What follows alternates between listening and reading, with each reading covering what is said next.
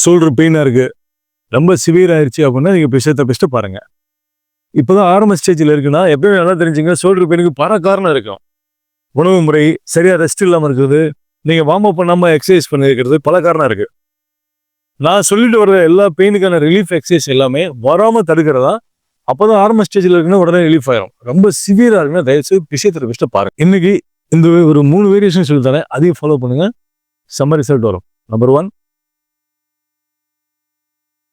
இந்த பாருங்க, ரொம்ப சாதாரணமா இப்படி பின்னாடி கை கட்டி நிக்கிறீங்கல்ல, அதுல உங்க வலது கையில பெயின் இருக்குன்னா இப்படி ஃபுல்லா சுத்துங்க. கையை மடக்கிட்டு அப்படி பண்ணுங்க. அப்படி ஒரு 10 வாட்டி பண்ணுங்க. இது வந்து மொபிலிட்டி எக்ஸசைஸ்.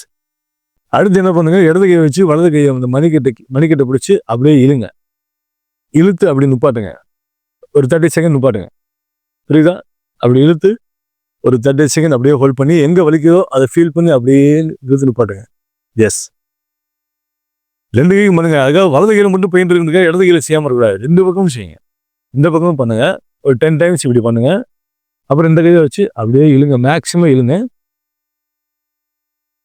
அப்படியே செம்ம ரிலீஃப் ஆகும். அப்படியே கலகலன்னு சிரிக்கும். ஆச்சா? 3வது ஒன்று சொல்றேன் பாருங்க. உங்க இடது கையில இப்படி தூக்கி வச்சுங்க. ஏதோ ஒரு உங்க கட்டிலையோ இல்லை தரையிலோட இப்படி உட்காந்துங்க. இப்போ இடது கையில பெயின் இருக்குன்னா இடது கை அங்கே பாருங்க இப்படி வச்சிருக்கேன். அப்போ என்ன பண்றேன், என் வலது கையை வச்சு அந்த உள்ளங்கையை அப்படியே அமுக்குறேன். அப்படியே அமுக்குங்க. நீங்க சாயக்கூடாது, அப்படியே அமுக்குங்க. இப்போ வலது கையில இருக்குன்னா இடது கையை வச்சு உங்க நீயை வந்து உங்க எல்போ வந்து நீ மேல அப்படி ரெஸ்ட் பண்ணி அப்படியே அமுக்குங்க. 30 செகண்ட் ஹோல்ட் பண்ணுங்க. ஆச்சா? ரைட். இப்போ நான் சொன்னது எல்லாமே பெயின் ரிலீஃபுக்கு. இது ஒரு வார்ம் அப்பாவும் நீங்க பண்ணலாம். மொபிலிட்டி, அதாவது அதை ஸ்ட்ரென்தன் பண்றதுக்கு என்ன செய்யலாம்னா, இதை பாருங்க, இந்த மாதிரி எப்படி பண்ணுங்க. இங்க பாருங்க, ஃப்ரண்ட்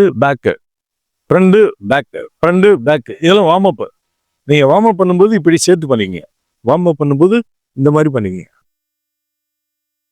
இது வந்து அந்த இடத்துல ஸ்ட்ரென்தன் பண்ணும். அதே மாதிரி இதெல்லாம் வார்ம் அப். இப்படி ஒரு 10 டைம்ஸ், இந்த பக்கம் ஒரு 10 டைம்ஸ், இந்த மாதிரி பண்ணுங்க. இன்ஜுரி வராம அந்த இடத்த பாதுகாத்துக்கிறோம். ட்ரை பண்ணி பாருங்க. தேங்க்யூ.